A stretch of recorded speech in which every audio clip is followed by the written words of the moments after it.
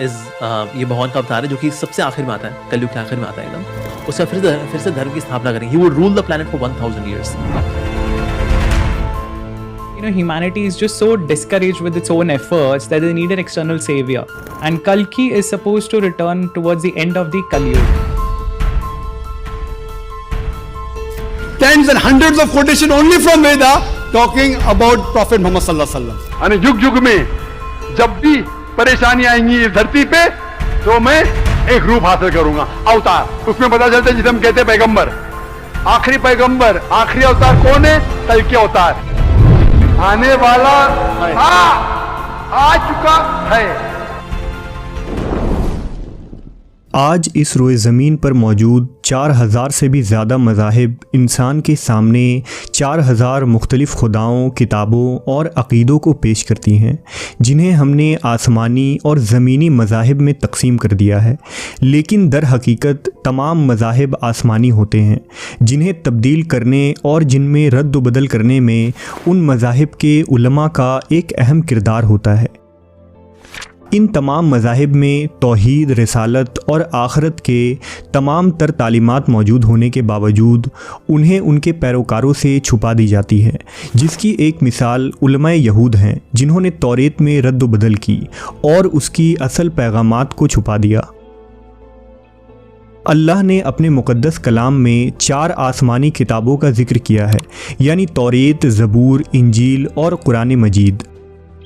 लेकिन इंसानी तारीख़ के इस 1000 साला वक्त में इन 4 किताबों के अलावा भी बेशुमार पैगंबरों पर सहीफ़े और किताबें नाजिल हुईं, जिसकी मिसाल आदम अलैहिस्सलाम के बेटे हज़रत सीस पर नाजिल शुदा सहीफ़ा, हज़रत इब्राहीम पर उतारे गए सहीफ़े और इदरीस अलैहिस्सलाम का सहीफ़ा यानी हन्नौक की किताब है, जिन्हें कुरान मजीद में सूफ़े ऊला कहा गया है, जिसके माने सबसे पहले सहीफ़े और बिखरे हुए औराक हैं।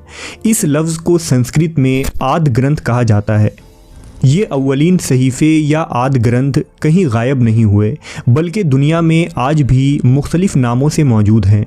और यही नहीं बल्कि उनमें लिखी बातें और पेशन गोइयाँ किसी हैरान कुन मुआजिज़े से कम नहीं।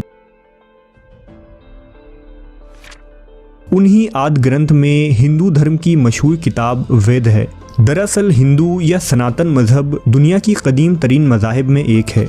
इस मज़हब के मुक़द्दस किताबों के मुताले से पता चलता है कि हज़रत नूह अलैहिस्सलाम के ज़माने में हिंदुस्तान में इस मज़हब का ज़हूर हुआ था। सरज़मीन हिंदुस्तान को साम बिन नूह की नस्ल से भरत नामी शख्स ने आबाद किया था, जिस मुनासिबत से हिंदुस्तान को भारत भी कहा जाता है। वेद और पुराणों में आदम अलैहिस्सलाम, उनकी औलादों, इंसानी तारीख़ की इब्तदा और हज़रत नूह का ज़िक्र मिलता है, जिन्हें मनूह कहा गया है। और आप अलैहिस्सलाम के ज़माने में आने वाले अजीम तूफ़ान की कहानी भी वेद में तफसील से मौजूद है, जिसे महाजल प्रलय का नाम दिया गया है। इसमें कोई शक नहीं कि अल्लाह ने दुनिया के हर इलाके और मुल्कों में कम से कम एक पैगंबर को ज़रूर माबूस किया है।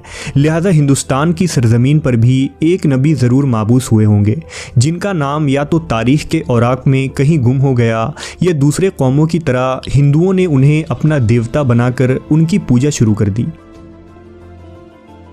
लेकिन तमाम बड़े अक़वाम की तरफ माबूस होने वाले पैगंबरों को अल्लाह ने वही के ज़रिया ये ख़बर दी थी कि आखिरी ज़माने में पूरे दुनिया के सरदार और इंसानियत के रहनुमा हज़रत मोहम्मद सल्लल्लाहु अलैहि वसल्लम का ज़हूर होगा, जो दुनिया में फैले कुफ्र और जुल्म की घने अंधेरों को दूर कर देंगे। चुनांचा तौरेत, ज़बूर और इंजील में हज़रत मोहम्मद सल्लल्लाहु अलैहि वसल्लम के आने की बशारत खुले अल्फाज में दी गई है। लिहाजा दुनिया के इस कदीम मज़हब यानी सनातन धर्म की मुक़द्दस सहीफ़े वेद में भी सरकार दो आलम मोहम्मद सल्लल्लाहु अलैहि वसल्लम के आने की खुशखबरी मौजूद है। और ये पेशन गोई हज़ारों साल गुज़रने और इन किताबों में ज़बरदस्त रद्द व बदल होने के बावजूद वैसी की वैसी मौजूद है। दरअसल हिंदू मत की किताबों में उनकी असल तालीमात यानी एक खालिक व मालिक, आखरत, जन्नत व दोज़ख का तसव्वुर आज भी मौजूद है। और इंसाफ पसंद हिंदू उलमा और मुहक्किकीन इन पेशन गोइयों की मौजूदगी का एतराफ़ भी करते हैं। अगर हिंदू मत की किताबों में मौजूद उसूल और बुनियादी अकीदों की बात करें तो पुराणों में ईश्वर के अवतार का तस्वुर मिलता है। लफ्ज़ अवतार का मतलब है ज़मीन पर आना, यानी वो हस्ती जिसे खुदा ज़मीन पर पैगाम पहुंचाने के लिए भेजे। यजुर्वेद के मुताबिक अवतार को इस धरती पर तब भेजा जाता है जब लोग बेदीन हो जाते हैं, खुदा के बंदों को तकलीफ़ देने लगें, गुनाहों और जुल्म में इजाफा हो जाए और लूट मार, जिनाकारी और साधुओं को तकलीफ़ पहुंचाया जाए। शास्त्रों के मुताबिक अवतार की कई किस्में हैं, मसलन विमा अवतार, आवेश अवतार, अंश अवतार वगैरह। मज़ीद ये कि हिंदू मत के तमाम देवताओं मसलन ब्रह्मा, राम और विष्णु के 10 से लेकर 24 अवतार हैं जो हर युग में इंसानियत की रहनुमाई के लिए और बुराई के ख़ात्मे के खातिर पैदा होते हैं। अब सवाल ये उठता है कि युग क्या है? तो दरअसल हिंदू पुराणों और सहीफ़ों के मुताबिक वक्त को 4 हिस्सों में बांटा गया है: सतयुग, त्रेता युग, द्वापर युग और कलयुग। पांडवों के ज़हूर के बाद कलयुग की इब्तिदा हुई, जिसमें हम अभी जी रहे हैं। इस युग में बुराई और गुनाहों की ज़्यादती और नेकी को बहुत ही कम बताया गया है। हिंदी इल्म फल्कियात के मुताबिक कलयुग 3102 कबल मसीह की निस सब को शुरू हुआ था और ये वो वक्त था जब श्री कृष्ण ने दुनिया को खैराबाद कहा।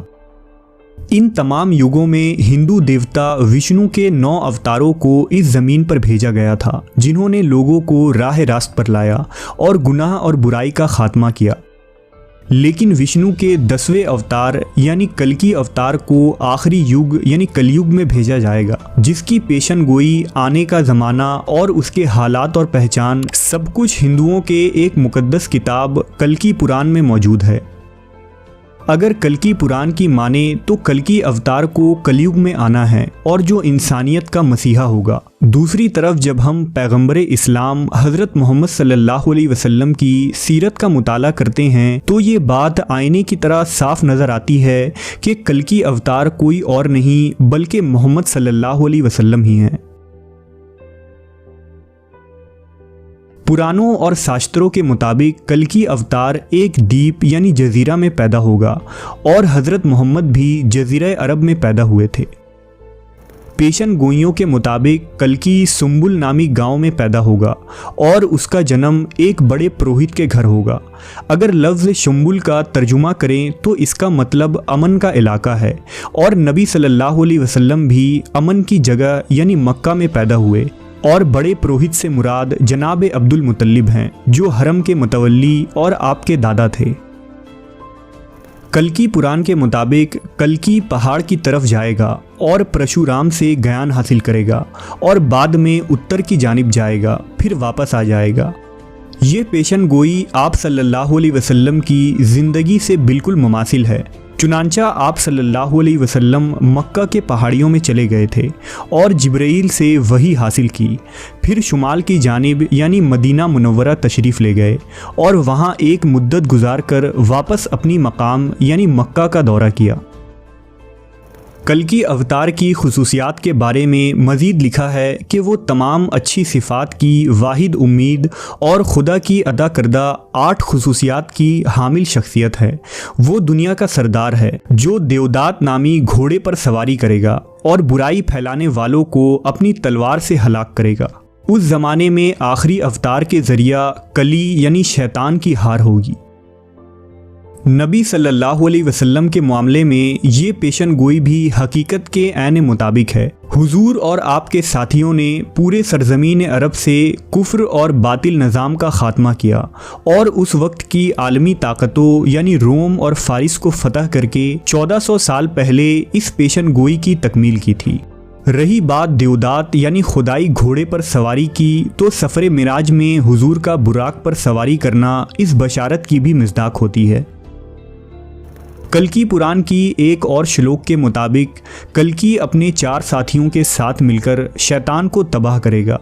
नबी सल्लल्लाहु अलैहि वसल्लम के वो 4 साथी खुलफाए राशिदीन हैं जिन्होंने शाना बशाना हुजूर के साथ जुल्म और बातिल कुव्वतों के ख़िलाफ़ जंगें लड़ी और तागूती निज़ाम को तबाह करके हक़ का परचम लहराया, जिन्हें दुनिया आज अबू बकर, उमर, उस्मान और हज़रत अली रज़ियल्लाहु ताला अन्हो के नाम से जानती है। अगर कल्कि अवतार की पेशन गोइयाँ और मोहम्मद सल्लल्लाहु अलैहि वसल्लम की सीरत को मिलाया जाए तो एक एक लफ्ज़ सदाकत की गवाही देती नज़र आती है, और पूरे हिंदुस्तान में तो क्या पूरी दुनिया में भी कल्कि अवतार सिवाय आप सल्लल्लाहु अलैहि वसल्लम के और कोई दूसरा हो ही नहीं सकता। पंडित वेद प्रकाश अपने अल्फाज में इस किताब में लिखते हैं कि हिंदू मत के समझने और मानने वाले अभी तक कल्कि अवतार के आने का इंतज़ार कर रहे हैं। उनका ये इंतज़ार ऐसा है जो कि क़यामत तक ख़त्म होने वाला नहीं है, क्योंकि ये जिस आला हस्ती का इंतज़ार कर रहे हैं उस मुक़द्दस हस्ती का ज़हूर इस दुनिया में हो चुका है, और वो अपना काम मुकम्मल करके 1400 साल कबल ही इस दुनिया से रहलत फरमा गए हैं। पूरी इंसानियत की फलाह व कामयाबी आखिरी नबी हज़रत मोहम्मद सल्लल्लाहु अलैहि वसल्लम और उनके पैगाम को मान लेने में ही है।